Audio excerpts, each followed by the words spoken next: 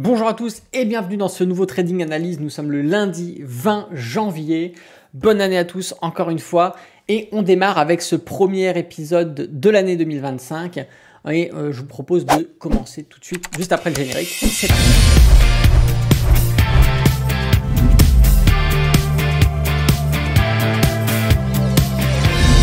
Bonjour à tous, c'est Alexandre, le trader indépendant. Bienvenue dans votre 100e numéro de Trading Analyse. 100e numéro, c'est incroyable, ça va extrêmement vite.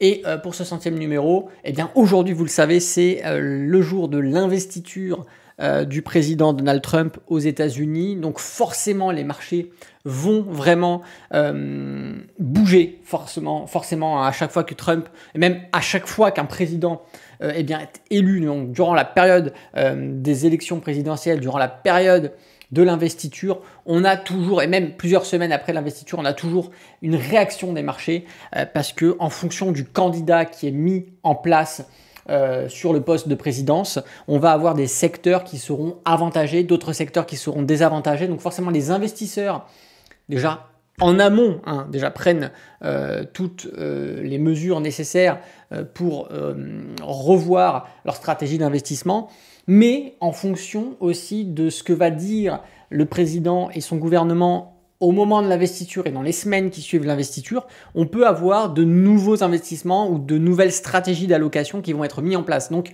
les marchés vont bouger, ça c'est sûr et certain. Donc forcément, au niveau des produits financiers américains, donc les actions américaines, actions US, actions américaines, et également après, ou même pourquoi pas en même temps, les actions européennes. Donc voilà, on va regarder ce qu'il se passe, mais pour cela, je vous propose de passer sur ce que l'on fait d'habitude avec ce petit graphique, et on va regarder tout de suite le CAC 40. Alors le CAC 40, vous savez, je vais cacher mon écran, comme ça, voilà, vous voyez tout.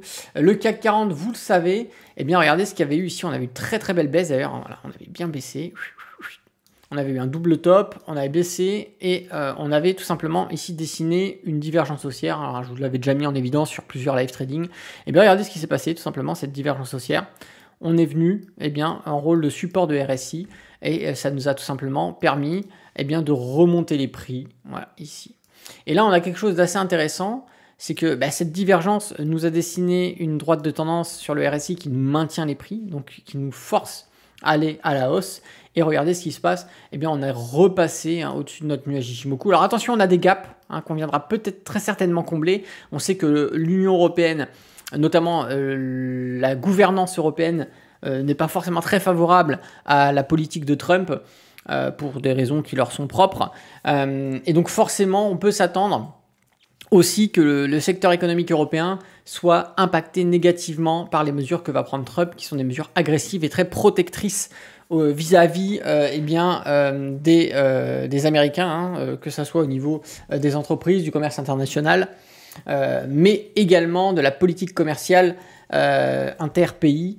On le sait très bien, avec des taxes, avec des protections des consommateurs américains, des protections également de la taxe américaine sur l'export de leurs produits. Et donc forcément, ceux qui ne joueront pas le jeu auront également en retour une taxe à l'import au niveau du sol américain.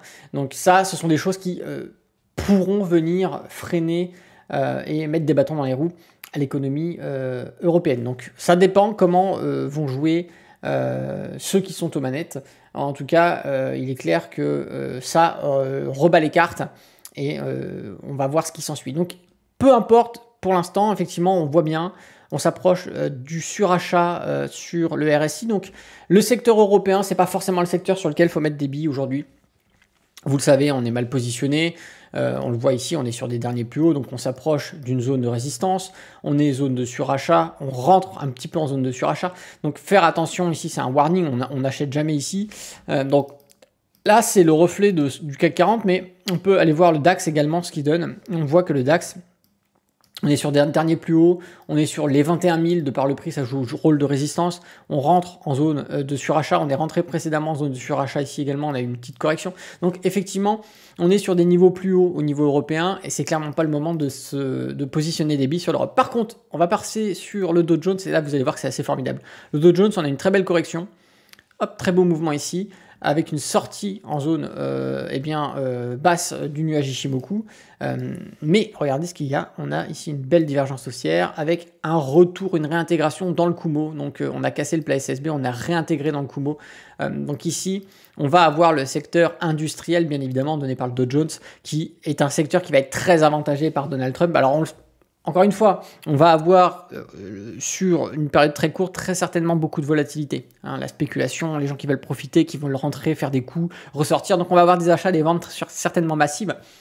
Mais c'est sur le long terme, encore une fois, quand vous êtes investisseur, notamment quand on achète des indices, on les achète pour les conserver plusieurs années. Donc ici, la stratégie, bien évidemment, on est une stratégie long terme, mais le positionnement ici de nos actifs, le prix, même si on a passé les 40 000, on est vraiment orienté sur quelque chose d'intéressant. On a une marge de manœuvre déjà avant d'aller chercher les derniers plus hauts qui est de l'ordre de à peu près 3 à 4%. Donc c'est des choses qui pourront se faire en quelques jours, peut-être quelques semaines, ça ne m'étonnerait pas. On peut s'attendre à beaucoup de volatilité. Mais ici, le Dow Jones se porte très bien. Le Dow Jones se porte très bien et techniquement, on a vraiment quelque chose qui n'est pas alarmiste. On va partir sur le Nasdaq. Encore une fois, le Nasdaq, regardez. Dernier plus haut, on est en attente. On a par contre un canal baissier. On a notre canal baissier également sur le RSI. Donc là, par contre, il va falloir surveiller. Effectivement, on va attendre un breakout pour rentrer. Sinon, si ça nous ferait acheter une petite résistance ici, c'est pas forcément l'idéal. Le Nasdaq, on va attendre un petit peu. Les valeurs tech, bien évidemment. De toute façon, avec ce qui se passe, les régulations, la remise en place d'une liberté totale d'expression sur les réseaux sociaux qui, au fil des dernières années, a été grandement grignotée et contrainte à se restreindre. Vous savez, ça fait au moins 10 ans que la liberté d'expression sur Internet est en pleine réduction, était en pleine réduction, surtout au niveau européen. Les Européens ont été les plus agressifs en termes de censure et avec l'appui des États-Unis, leurs réseaux sociaux bien évidemment. Aujourd'hui, tout est en train d'être balayé. On est en train de supprimer certains médias qui avaient une accréditation qui permettait de oui ou non censurer des propos, de bloquer des comptes, etc. Ces médias-là aujourd'hui sont en train d'être foutus à la porte et on est en train de mettre en place sur l'ensemble des réseaux sociaux, un peu comme X, un système de notes communautaires. C'est-à-dire que c'est les gens eux-mêmes qui seront capables de dire oui ou non c'est une fake news, oui ou non c'est mal dit, oui ou non il manque des éléments et en fait les gens voteront pour mettre en avant ces notes communautaires ou pas. C'est quelque chose qui a été mis en place sur X déjà depuis un moment et qui fonctionne extrêmement bien, tellement bien que d'ailleurs des médias mainstream qui avaient l'habitude d'extrapoler des propos politiques ou d'autres thématiques, se sont fait reprendre à plusieurs reprises par ces notes communautaires et ont tout simplement été mis face à leurs mensonges.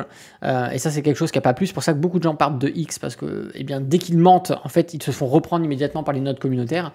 Ces notes communautaires-là vont arriver sur les réseaux sociaux comme Facebook, Instagram et d'autres réseaux sociaux. Et donc effectivement, en termes de valeur tech, ces gros médias qui avaient l'habitude de mettre beaucoup d'argent sur la table vont en mettre moins, je pense. Et donc on peut s'attendre à peut-être une stagnation des valeurs tech en attendant, puisque comme vous le savez, les réseaux sociaux pèsent quand même pas mal lourd sur l'indice du Nasdaq, mais pas que. Je pense que sur du court terme, on peut peut-être avoir une stagnation à voir. Mais en tout cas, ce qui va vraiment être déterminant, ça va être la cassure de la sortie oui ou non de ce range en canal baissier. Si on ne sort pas de ce canal baissier, effectivement, on peut s'attendre à une stagnation. Peut-être qu'il y a une contraction entre le plat SSB ici et le haut du range pour faire ensuite un canal neutre. Ça, encore une fois, c'est que des spéculations. On le saura que quand ça se passera. Mais moi, le Nasdaq, pour l'instant, mis à part si on sort, voilà, ici, pour moi, je ne mets pas de billes pour le moment.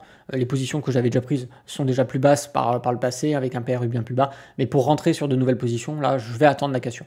Ou alors, on attendra que ça descende, bien évidemment, sur des supports intéressants. Et le SP500, regardez, on a à peu près la même chose, le SP500, sauf au contraire du Nasdaq, regardez, Nasdaq, on a effectivement notre canal neutre, on est d'accord. Et là, on va partir sur le SP500. SP500, on a bien notre canal neutre aussi, ok. Mais on a ça, on a une belle divergence qui se dessine, et donc en fait, on a ici, ce serait pas étonnant d'avoir une sortie par le haut. Voilà. Et donc là, effectivement, l'achat sur le SP500, encore une fois, SP500 qui va être un indice fortement avantagé par la politique de Trump. Donc on peut s'attendre sur les prochaines années à une continuité de progression haussière de ces indices qui, regardez-moi, déjà, c'est assez incroyable. Hein. Les États-Unis, ils défoncent tout. Et si aujourd'hui vous voulez faire de l'argent en investissement boursier, en investissant sur des actions, eh bien, il faut aller regarder ce que font les États-Unis, investir sur les États-Unis, parce que c'est vraiment eux qui portent la liquidité, ceux qui portent les dernières innovations qui valorisent énormément sur les marchés. Donc, après, à vous de voir. Voilà, encore une fois, je ne suis pas là pour vous dire ce que vous devez faire, je suis là pour vous donner mes éléments, moi, ce que je trouve pertinent. Après, à vous de suivre. Oui ou non, mais c'est pour moi les valeurs américaines sont quand même des valeurs qui offrent les rendements les plus intéressants sur le marché. Allez, je vous propose de passer sur le Bitcoin qui a bien fait parler de lui. Je vous avais fait une vidéo il n'y a pas très longtemps pour vous dire qu'on avait passé les 104 000 de nouveau. Regardez, là on est à peu près à 108 000, on s'est même rapproché des 110 000 presque, on ne les a pas atteints, on était à 109 700 et quelques. Donc là, le Bitcoin, franchement, ça repart pas mal. C'est hyper intéressant, on est en train de casser les derniers plus hauts, on a fait voilà, un petit retour sur le support des 90 000 et la politique de Trump, encore une fois, qui est extrêmement favorable aux crypto-monnaies. Je pense que c'est ce qui va vraiment permettre à ces 100 000 de devenir un support officiel et solide sur lequel voilà, soit on va se reposer, mais c'est ici notre rampe de lancement pour aller chercher des prix plus hauts, pourquoi pas les 110 000. Voilà, on y est presque, ou même si on peut être un peu plus optimiste, les 120 000, ça pourrait être un objectif clé. N'oubliez pas que l'intermédiaire ici des 150 000 que l'on a là, ça sera une très grosse résistance. Okay, les 150 000, très grosse résistance, et la prochaine très grosse résistance, ce sera les 200 000. Voilà. Donc ça, ce sont des niveaux clés qu'il faut garder en tête, même si on n'y est pas encore, mais ça peut aller très vite. Hein. Comme vous le savez, on peut avoir sur 4-5 jours suffisamment de volatilité pour aller chercher ces objectifs. Encore une fois, il faut rester attentif à ce qui se passe et tous les éléments que je viens de vous donner, l'analyse que je viens de vous faire sur ces différents actifs, vous vous doutez bien que c'est en prenant en compte les éléments qui existent aujourd'hui. Rien n'empêche qu'au moment où je vous poste cette vidéo, bam, il se passe quelque chose, il y a une nouvelle actu qui sort, il y a une information qui n'était pas diffusée qui vient de sortir. Ça peut remettre totalement en cause une analyse qui était optimiste, sur laquelle on se disait qu'on allait investir. Une seule nouvelle peut nous faire finalement nous désintéresser de cet actif et nous dire finalement non, c'est pourri, même je vais tout vendre. Donc ça, encore une fois, le domaine de l'investissement, même si vous faites de l'investissement sur le long terme, il faut rester au courant, à l'affût de l'actualité de ce que vous avez acheté. Voilà, si vous achetez du Dow Jones, eh bien documentez-vous régulièrement sur ce qui se passe, sur tout ce qui peut se passer en rapport avec cet indice. Si vous achetez du Bitcoin, restez à l'affût, à l'actualité de la crypto-monnaie, des régulations au niveau international. C'est toujours important, vous ne pouvez pas vous permettre d'investir et puis je ne sais pas ce que je fais rien. La seule chose avec laquelle on pourrait se permettre de faire ça, c'est si vous achetez des indices comme un indice World, un indice SP500, un indice Dow Jones, pourquoi pas. Vous investissez, vous savez que vous n'y touchez pas pendant 20 ans, là vous avez très peu de chances de vous tromper. Et encore que, on n'est pas à l'abri à un moment donné d'une stagnation et que vous êtes rentré sur les plus hauts et ça vous fait stagner. Voilà.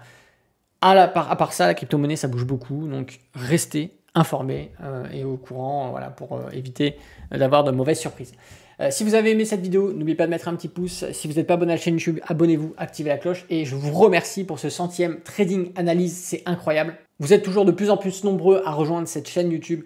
Voilà, si vous regardez mes vidéos, vous n'êtes pas abonné, abonnez-vous, ça me fait extrêmement plaisir de voir que vous likez mes vidéos, que vous abonnez à la chaîne YouTube et même que vous commentez, ça me fait extrêmement plaisir de pouvoir vous répondre, de pouvoir voir ce que vous en pensez. Voilà, donc n'hésitez pas à lâcher un petit message sympa sous cette vidéo, posez votre question carrément si vous en avez une. C'était Alexandre, le trader indépendant, moi je vous dis à bientôt dans une prochaine vidéo et d'ici là, tradez bien sur les marchés financiers. Ciao.